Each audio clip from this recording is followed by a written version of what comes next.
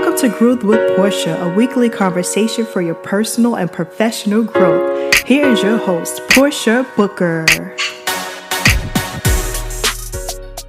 Hey listeners, welcome to Growth with Portia. I'm your host, Portia Booker, and yes, this is my real name. So, question for you. Did you bring your curious mind today? If so, I don't want to keep you waiting. Let's dive in. This conversation is episode 3 in the part 2 series of honoring my beloved mother, Sharonne Lopez, who made her transition from Earth on July 7, 2022. So today I am joined by a returning guest who is a reinvented first responder on a mission to equip individuals with safety tools for any life circumstance. So welcome back, co-founder of Penton Pending Consulting Solutions, Mr. Larry Penton Sr. himself, who will go by LP for this conversation. How you doing today, LP? I'm doing great. How are you doing? You know me, every day is great that ends in Y, and we make the best of every single situation in our life. And so, LP, for starters, you know how I love to do these conversations. What are you grateful for today? I'm just like you in a lot of ways, Portia. I am so thankful that every day that I wake up on this side of the dirt, that tells me that I am still destined to do stuff. The day that I don't wake up on this side of the dirt, I'm done. I have no more worries. So I'm good. Let's go. I feel it every day that I don't see my name in the obituary section of the Plain Dealer. But even still, even if I do wake up one day and see that, I'll at least know that I left a mark That's right. versus like I'll be an unknown person that didn't make an impact in this world. So at least I made it in the black and white versus just strictly 6 feet under. But that's for a whole nother day. Conversation. That's definitely for a whole nother day. So LP, listen, as we know, I mean, and I mentioned this in the very opening of the show, I dedicated this series in honor of my mother who had, made her transition on July 7th. And what I really want to do with this series is really empower people and help them to make better decisions with their life and really take their health care and everything back into their own hands. So LP, one of the things that we dealt with prior to my mom's transition was do not resuscitate. And from you being a medic, maybe you can really paint a clear picture on what that looks like for people, especially when they're in that position of a doctor or a physician wanting to place a patient in that boat. So please share with our listeners, LP, the difference between DNR and DNI. Thank you, Portia, so much. You know, people ask me all the time when they find out I'm a medic. They say, "What's the worst things that you deal with as a medic?" I got 2 words for them, or 3 words, I should say: dead and dying. As a paramedic, my job is to be the eye in a hurricane of that patient's emergency. But that patient is not my only patient. It's the family members, the caregivers, the bystanders, and all of that. So when we talk about end of life stuff, that's a very important thing that I'm so glad that we're going to be talking about today, because there's a couple of things that the audience needs to know when it comes to end of life issues, especially from an EMS perspective. When I get a 911 call, and let's say it's a cardiac arrest situation, we show up and we start making every effort to obtain ROSC, which is return of spontaneous circulation. If that person has a DNR, which stands for do not resuscitate, or DNI, that means they have a legal document that's filled out entirely, that's signed by either the power of attorney or the held power of attorney, which we'll get into that later, is signed by the patient, and typically signed by the doctor and or maybe even a lawyer, and it's notarized. Or we call them advanced directives. So an advanced directive is usually a written document, but it also can be an oral statement that expresses the wants, needs, and desires of a patient in reference to his or her future medical care. And that advanced directive states what medical care the patient wants or does not want when the patient is unable to express their wishes. We talk about living wills, and again, we're going to talk about DNR orders, and organ donation orders are all part of advanced directives. And as a medic, I have to be aware that these advance directives differ from state to state. I'm in North Carolina, you're in Ohio. So in some states, a DNR order, also known as a resuscitative or resuscitation directive, may restrict my advanced life support care, whereas others will provide comfort care. And we'll talk about that, including pain medications and or oxygen therapy. For example, in Colorado, a person designated as the medical power of attorney or health POA or HPOA can revoke resuscitation directive. However, in Montana, a patient or the physician is the only one who can revoke that resuscitation directive. And with these differences, you got to know your own local and state protocols and regulations. So for me, those DNR orders or DNI, which is do not intubate, are very specific, and I got to follow the law. I have to. No ands, ifs, or buts. If a person comes to me from the family or the caregiver and says, I don't want you guys to do CPR, they got a DNR order or DNI order. First thing I'm going to say is present it to me. While they're going to get it, I got hands on. My partners and I, we're doing everything. And so we can't stop until I get it, look at it, verify it's all filled out right, like all the I's are dotted and T's are crossed. And then from that point, I can say, stop. Everybody stop. If I don't see all of that information, we're going to continue working. So LP, one of the things that you really touched on that, really paints a clear picture about each state's guidelines when it comes to DNR and DNI.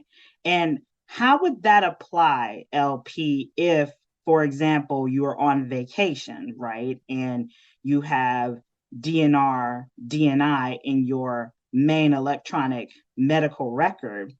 If, for example, an emergency happens when you're not in the original state that your DNR, DNI documentation was filed, would the state's requirements or the state's laws apply in that situation, or would it go by the original state that you filed the DNR, DNI paperwork?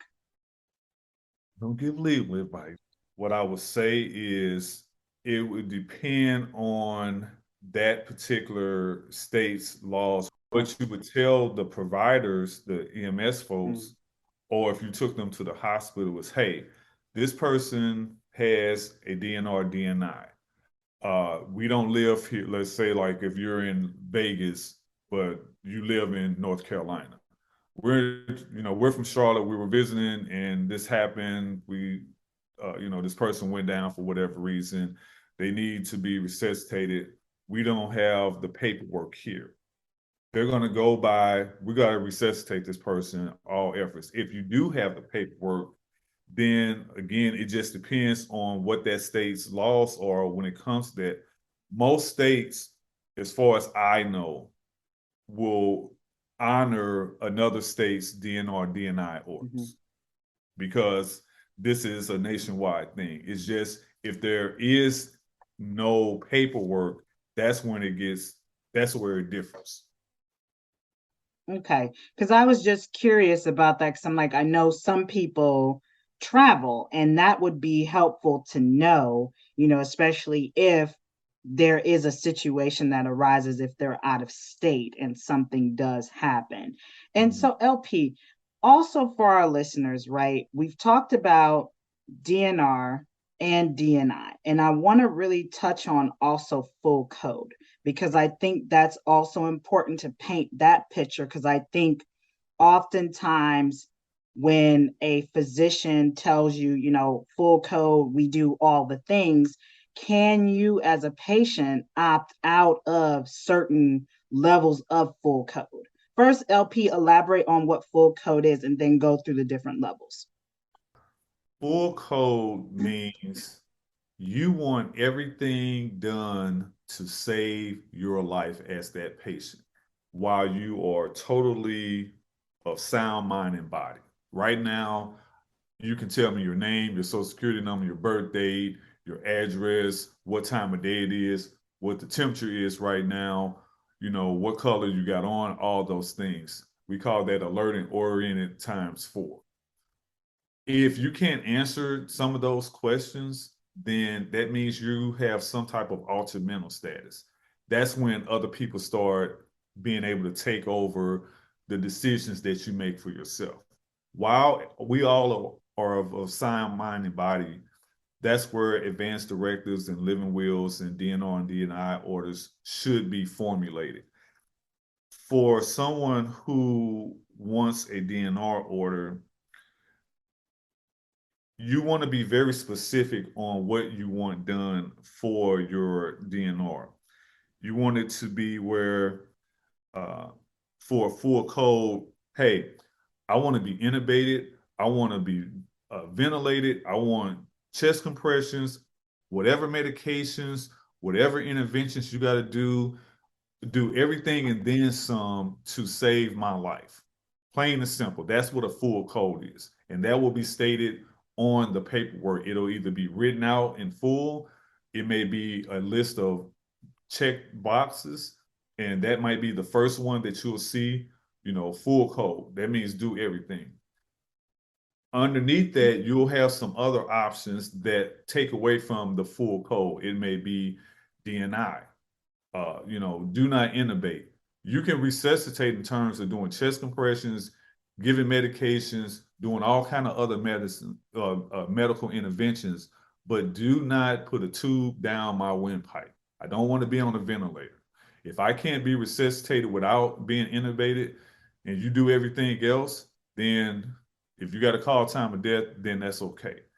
And then from there, it gets even more restrictive in terms of what you decide you do not want happening. So you may have someone who says, I don't want chest compressions. I don't want to be intubated. Well, there's really not a whole lot I can do in the situation of a cardiac arrest. But let's say this patient is not in cardiac arrest. They are a cancer patient or they have some other terminal illness. Whatever the main 2 body systems stop, cardiac or respiratory, there's not a whole lot that you can do other than, I would say, palliative care, which is comfort measure and different things like that.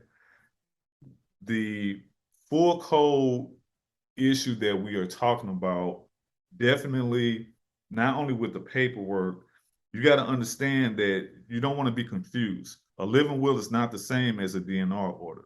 The living will allows for the decisions to be made regarding the DNR orders if the patient is, again, altered or unable to make his or her own decisions.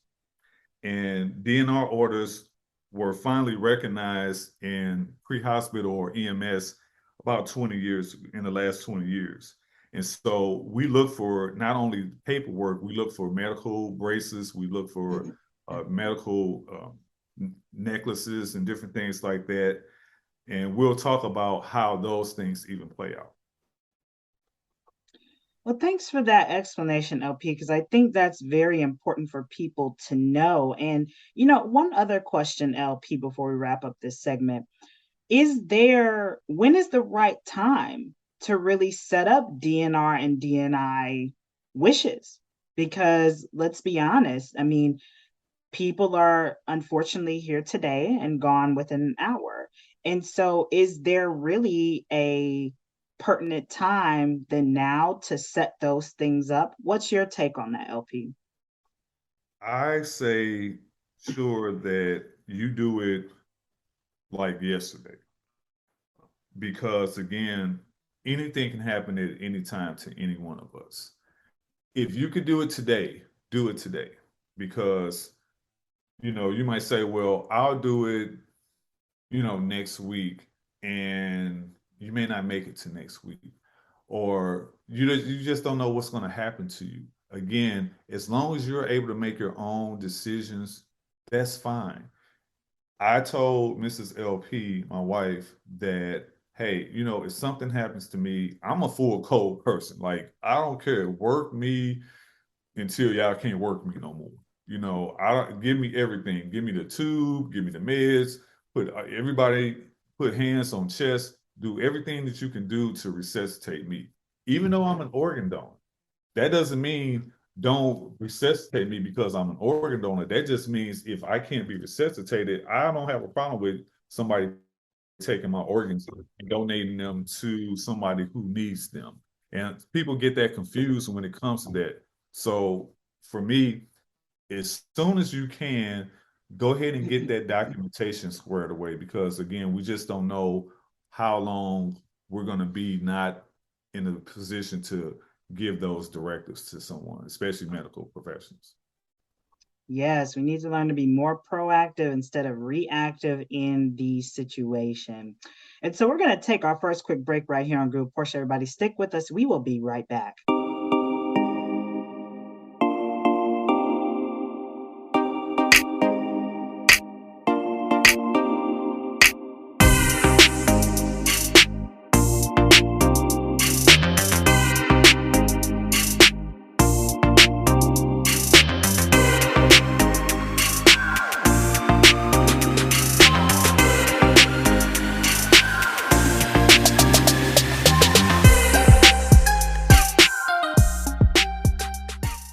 Everybody, welcome back right here on Group Portia. I'm doing remotely with LP, and we were just having a great conversation about DNR and DNI resuscitation and really getting your ducks in a row.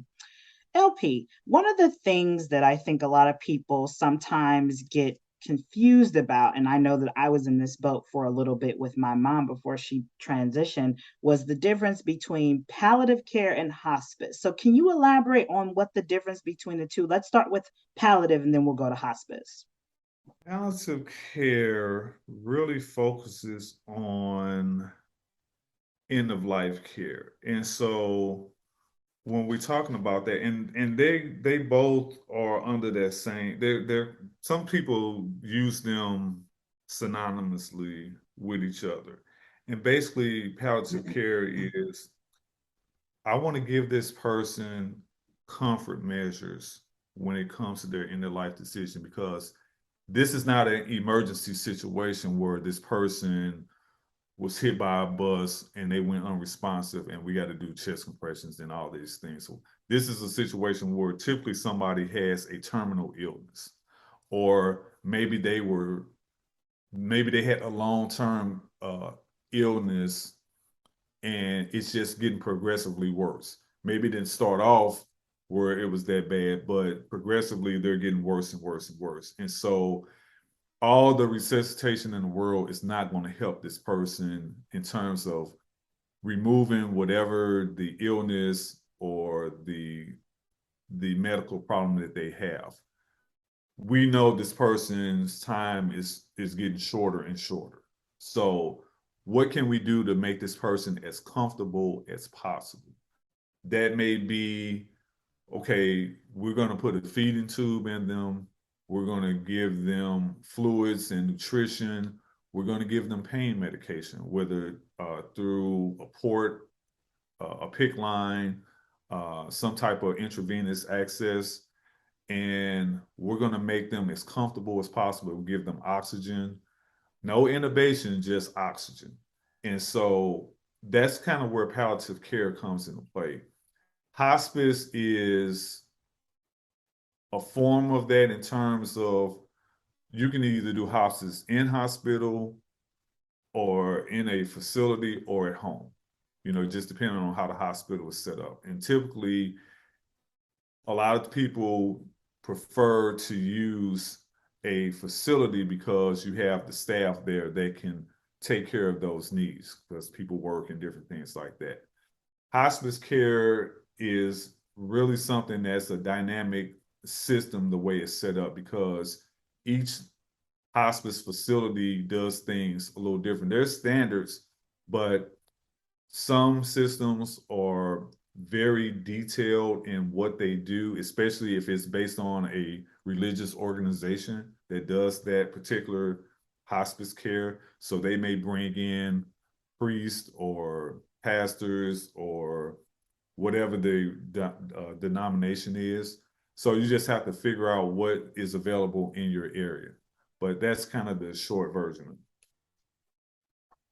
And so LP, when someone is in this boat. I know for us, prior to my mom passing away, my mom was on palliative, and then kind of like her last couple, I would say 2 to 3 week boat of her still being here, she was really on hospice. And so, LP, as we both know, when you're a full-time caregiver like myself, dealing with all of the back and forth between palliative and or hospice, it's exhausting.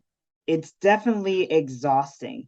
And so, LP, what services are maybe available for caregivers who just need a break doing all of these back and forth appointments? They obviously are emotionally exhausted because their loved one is, in that boat of making their transition of some sort. So can you elaborate, LP, on maybe what services are available for caregivers who just need a break? For the caregiver, and this is a great question. I had a situation that I'm going to tell you about real quick after I answer the question. The respite care is not about the patient. This is about the caregiver specifically.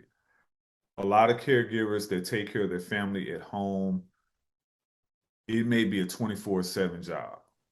It may be a 20-hour a day job. And so you're so involved in the care of that loved one who is your patient in a sense that it takes you away from maybe your job or your other duties in your house. And so you start, quote unquote, neglecting those things that you normally would do all the time. You're cleaning up, you're paying bills, you're doing this and you're doing that, just your everyday activities. But you get to a point where you're so focused on this patient who's your loved one or someone you're taking care of that it starts wearing on you because we're all human beings. And so respite care, what that does is it gives you, the caregiver, a break. And that could be from a few days, maybe a week, maybe a couple of weeks, a month, or however long the respite care is set up for. And it's not a one-time thing. You can do in-home respite care, you can do out-of-home respite care. Those are available. But depending on where you live in the country, some cities, like I'm from St. Louis, respite care was so many places. They had it available. But places like Washington State, depending on where you live in that state, they may not have a lot of respite care options and they're more sparse. And so it gives you the chance to get a break. I had a friend who called me because her husband has bipolar disorder. And so because he's an adult, but in some ways he's almost like a teenager. And she has to constantly watch what he's doing. And when someone is, when she's not available because she has to go to work, she has to have someone there. Well, she doesn't have a lot of options for having other family members there a lot. So she had called me one day and she was just like, I don't know what else to do. I just need a break. And I'm trying to figure out what I can do. And I said, well, what about respite care? And she was like, what's that? And so I was explaining to her, she's like, oh, okay. I didn't know it was called respite care, but I've heard of that. And she said, I've been calling around and we just don't have a lot of that stuff available. So we went into this long dialogue about it. I said, well, let's do some research on what's available in your area. And so she ended up finding a company that does in-home respite care. And she was able to go not only, she was not only able to go on respite care, she ended up taking a 2-week trip out of the country that her dad paid for to Mexico. And I'm telling you, it was like night and day for her, especially when she came back and she was just refreshed and relieved and she was able to just be so happy that she got this short break. And that's all people want is I'm not trying to abandon this person or saying I don't want to be their caregiver. I just need a break. So with respite care, you got to find out what options are available in your location. And LP, when someone wants to obviously research a respite care company or individual, maybe what are some key questions they need to ask up front, outside of maybe cost, but also like, if the person is coming to the home for, let's say, a 3 to 5 day stay, what maybe guidelines for care of your loved one should they consider? Can you elaborate on that, LP? If you're going to have a person come and do the in-home respite care, it's not too many differences. Specifically, the company that offers that care or the organization is going to want to know what is the layout of your house. Is this person bed bound? Does that person that's coming in to do the care for your loved one, what type of things are they going to have to be aware of? Is this person able to stand up? Are they able to walk? Are they able to eat? Or they NPO, which means nothing by mouth. Are there any dogs or pets in the home? Do I got to feed the fish every other day or something like that? They want to know specifics. Who else is in the home? Are there any issues in the home? There are going to be a lot of specific things that they're going to ask that family or that particular caregiver, and they'll have a whole list of questions. And, you can fill in stuff also. Hey, every 3 days, I take my family member outside and sit them on the balcony for 10 minutes just to get some vitamin D. And then I wheel them back in. They want to know stuff like that because that's going to be something that they put in their care plan for that provider that's going to be coming out and giving that respite care. So you just be very detailed and don't overlook anything, because if it's something that you do on a regular basis, whether it's daily, weekly, or monthly, and it's that time for that person to come in, they need to know that. So any medications, where they held, which ones have to be refrigerated, which ones don't, do you have a pill box for that person? How up to date are those medications that you have? Because a lot of times we find people have old medications and they're still taking, for different reasons. So that's part of the plan of action care plan that you'll discuss with the organization or the company that provides the respite care.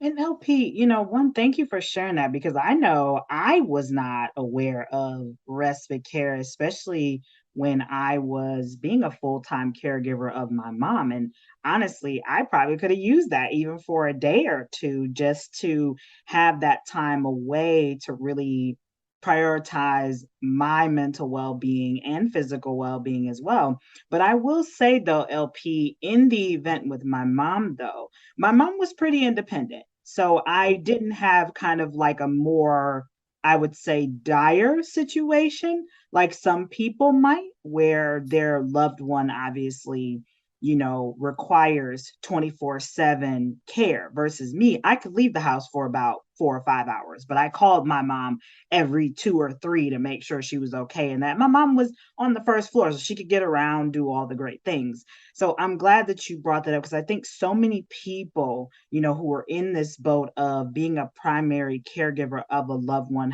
spouse, kid, etc., or parent in my case, could really use that pertinent information. So thank you again. Well, we're going to take another quick break right here on Group Portia. Everybody stick with us. We will be right back.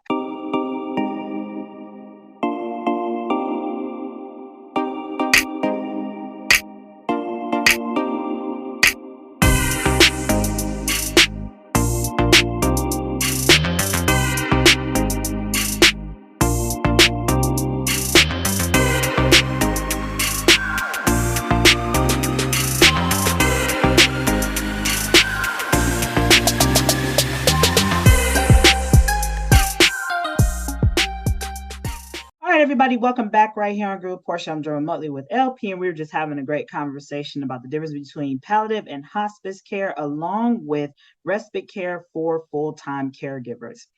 LP, if one of our listeners was interested in connecting with you and learning more about you, is there a website or social media handle you can share with us today?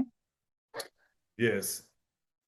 My digital business card information lists all of my contact information, including phone numbers, social media accounts, website, and our business address and some other options. So if you Google me, if you type in LP, my initials LP10K as in Keith.com, LP10K.com, you'll get all of that information. Our website is pentonpending.com.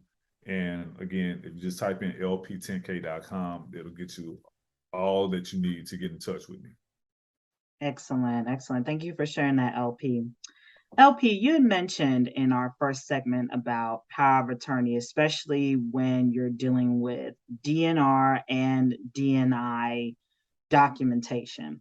And so, LP, can you paint a picture for our listeners on what does a healthcare power of attorney, what their role is versus a regular power of attorney? Because I think sometimes people don't realize that there's two different roles there. So can you elaborate, one on the health power of attorney and then the role of a other power of attorney?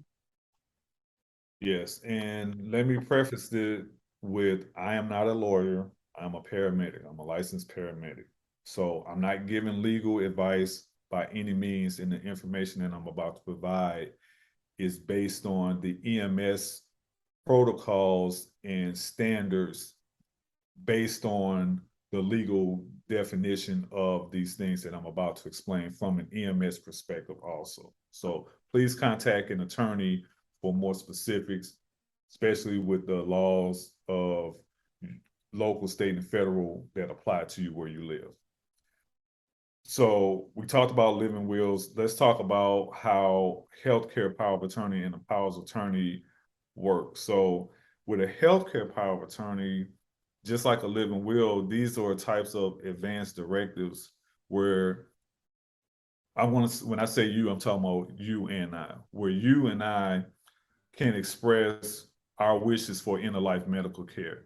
And sometimes they are called healthcare durable power of attorneys because they stay in effect they stay in effect now while you're of sound mind and body, as well as when you're not of sound mind and body, whether you're altered or you have a loss of consciousness or you don't have a pulse or can't breathe, because those are two different things, unconsciousness and unresponsive.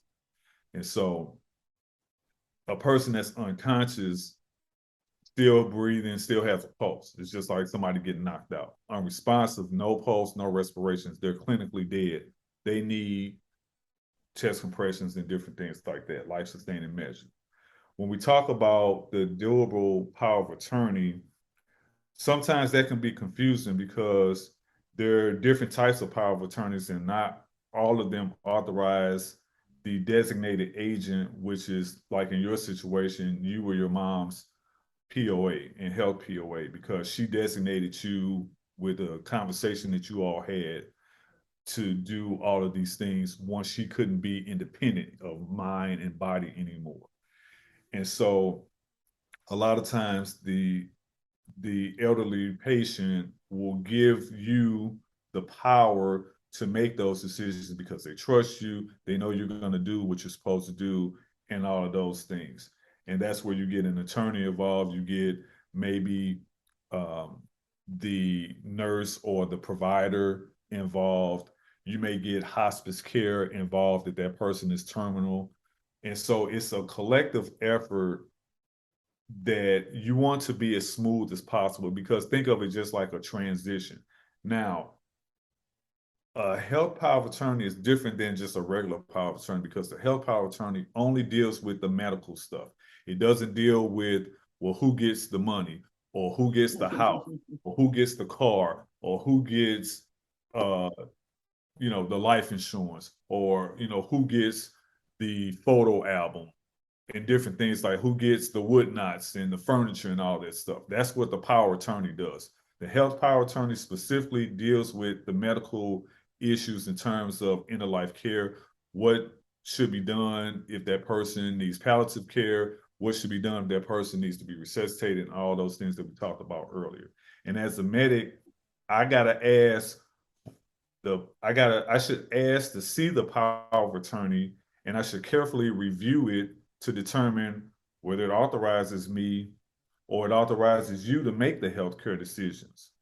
And when in doubt, here's what the paramedics would do, or the EMT, because sometimes EMTs may show up for whatever the issue is on a 911 call.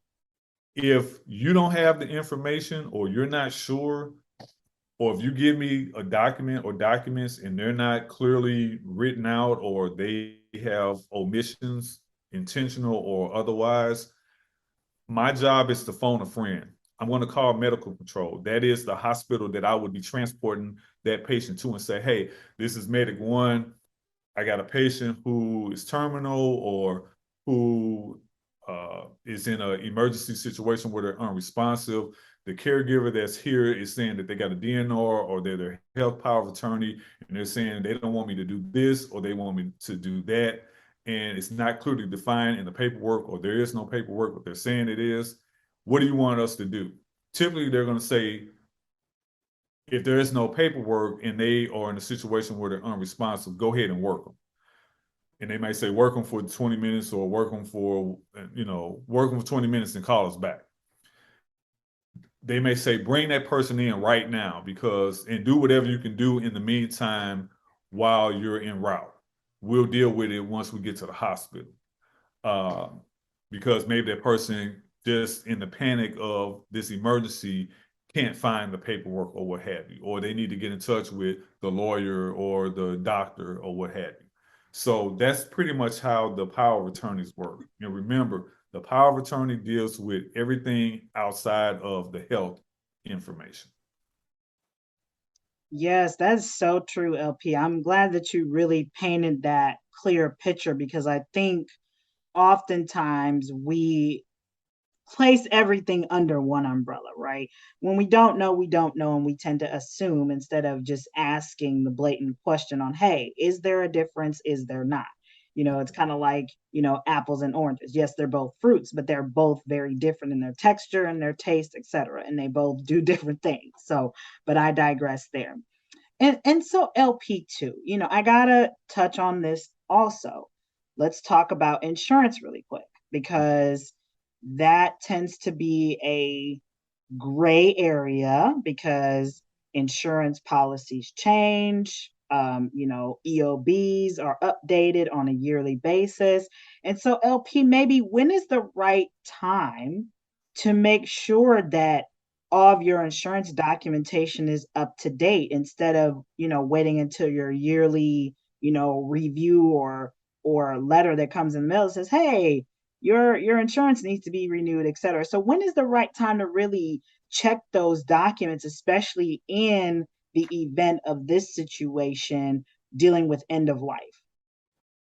Anybody that is having a concern about insurance, I would say there's no time like the present.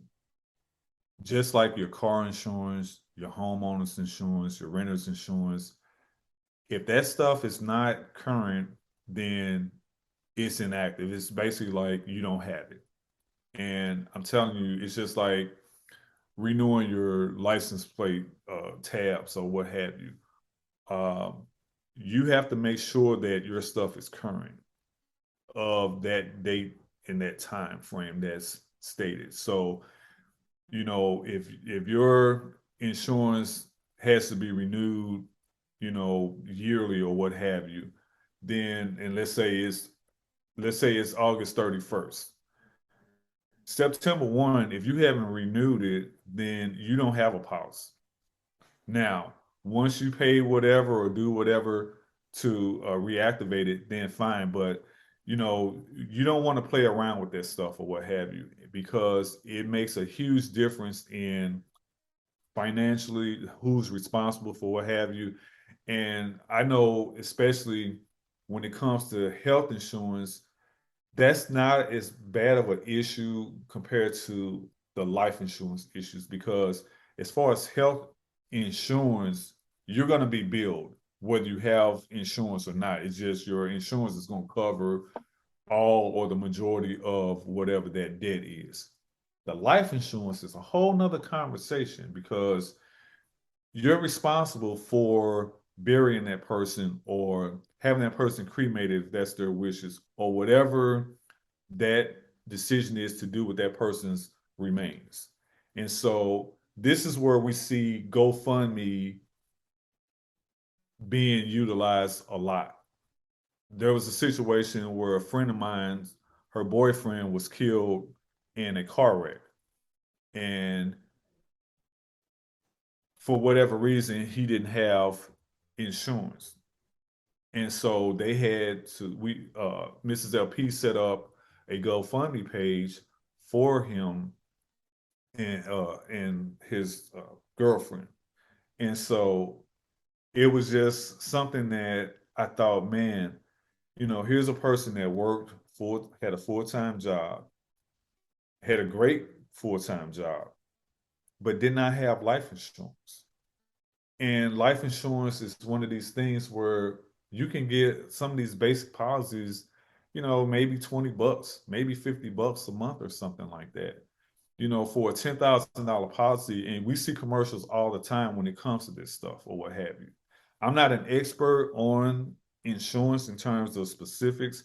So I would just say this: contact your health insurance or your life insurance companies that are available, whether you use like Aetna or Blue Cross or Blue Shield or whatever, Primerica and all these different companies that offer these different forms of insurance, to see what options you have available. But you need insurance like yesterday: health insurance, life insurance, both, because it's not a matter of if, but when and where end of life is going to happen.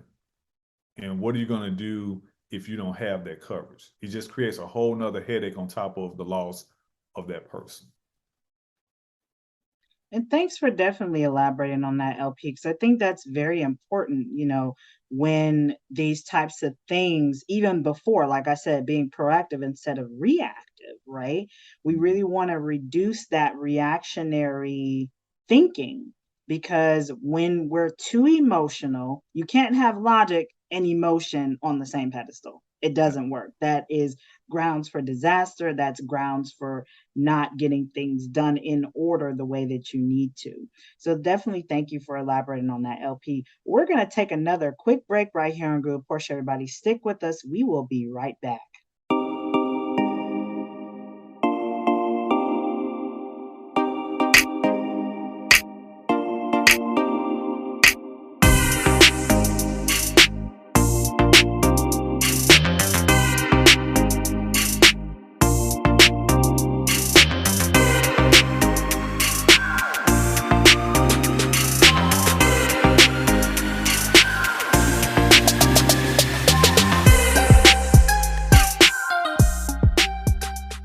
All right, everybody, welcome back right here on Group Portia. Well, LP, thank you so much again for coming on and sharing so much wisdom and knowledge with our listeners. I truly appreciate it.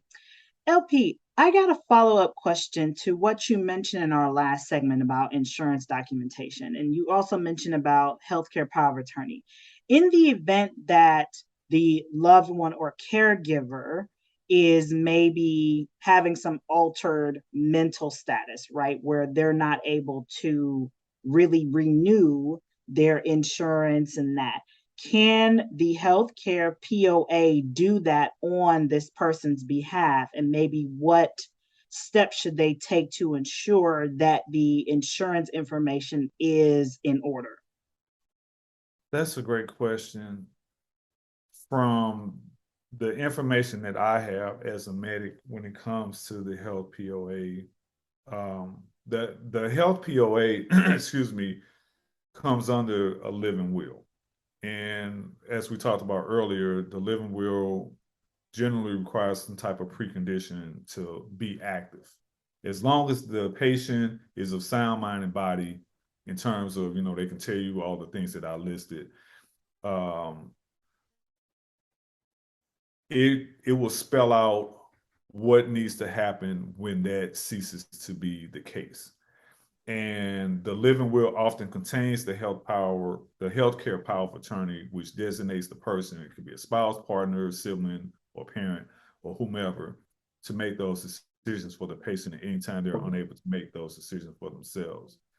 And so that person who's designated to make those decisions, even though they don't have to be a relative, they may be somebody that's close to the patient that understands their wishes. And in those cases, where the living will does not contain a healthcare power of attorney, in the field, its use in the field for us will be limited. And once again, we got to call medical control or the hospital, which is whoever's the attending physician that we would transport that patient to. The person who carries the healthcare power of attorney is often called a surrogate decision maker.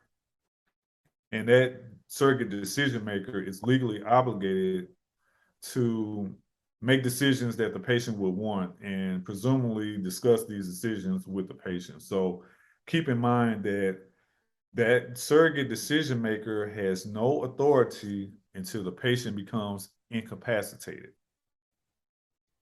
When it comes to renewing anything, again, that's where your power of attorney is going to come into play. So again, this is why it's important to understand that the healthcare power of attorney only deals with the medical issues. They don't deal with anything else. So insurance, property, money, assets, all that stuff, that's where your power of attorney is going to come into play. Typically, whoever is the health power of attorney also is the power of attorney.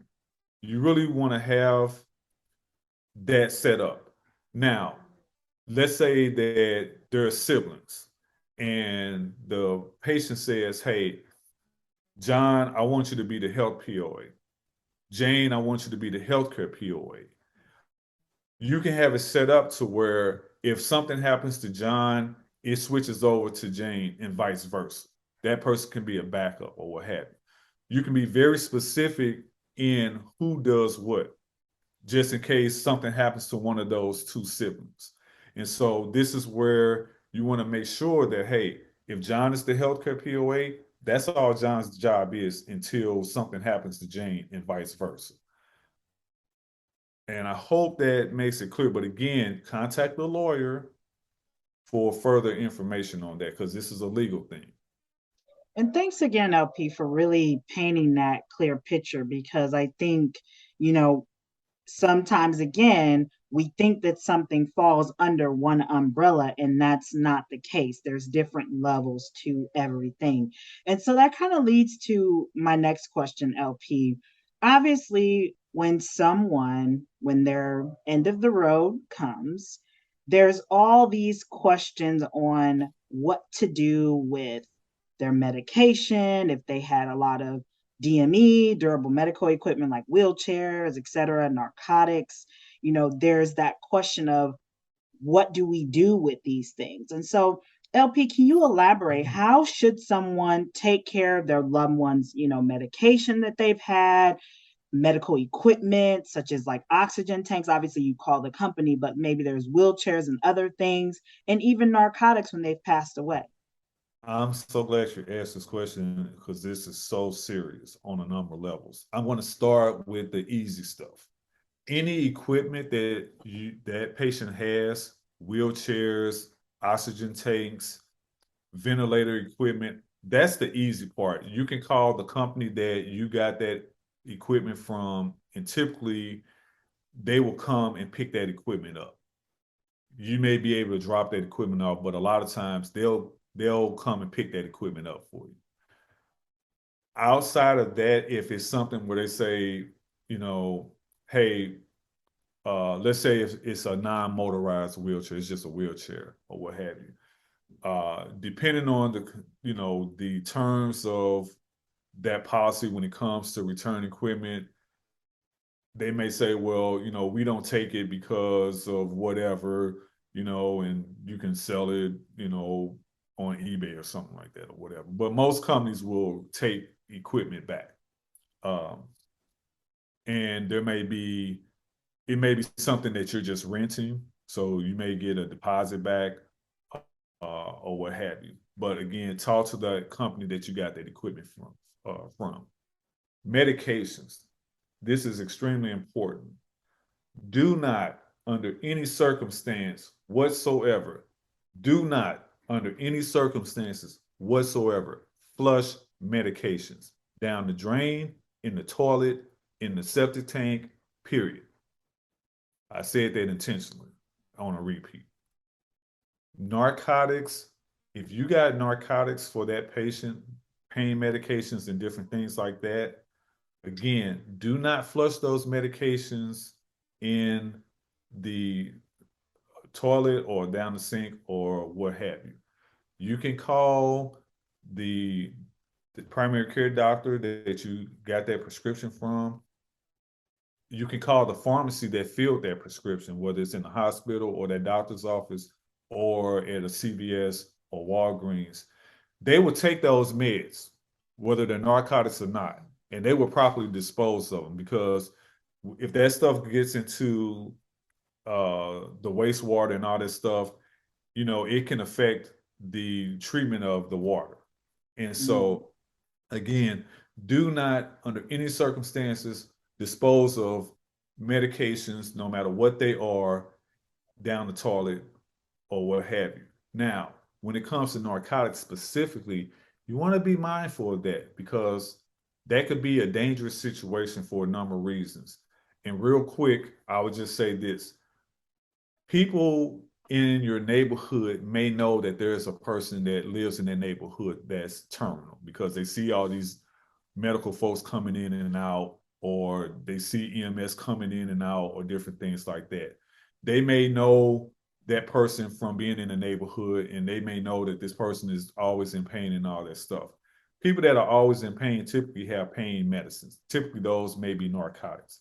So it can be a situation where you may get your house broken into because somebody's searching for pain medications, because we know we have a huge opioid problem in this country. So as soon as you can, and I mean as soon as you can, get that medication, and especially those narcotics, out of your residence or that person's residence, because it could be a situation where it may be even life or death in terms of somebody breaking your house looking for that stuff or what have you. And thank you, LP, for really shedding light on that, because I think that's very crucial, especially not to, dispose of those things down the drain, because you're right. I mean, it could alter several things within the water. Obviously, we drink tap water, we use tap water for certain things, whether we have a filter on it or not. Who's to say that that filter can't really filter out the effects of that medication being diluted into the water? So I thank you for really elaborating on that, LP. Well, LP, I thank you again for coming on. We are going to be wrapping up here soon. And, you have left us with so many food for thought, nuggets of wisdom, and just a better way to be proactive with our healthcare, our decisions, and our end of life wishes. LP, what words of inspiration can you leave with our listeners today? Whether it's someone who was once in my shoes, who was a full time caregiver that now has this knowledge that they want to really take and use it for the greater good, or someone who is, probably in this boat also, who is new and they're afraid, and maybe they just need some words of encouragement that there is light indeed at the end of the tunnel. What words of inspiration, LP, can you leave with our listeners today? I just got chill bumps. We got to treat people with humanity.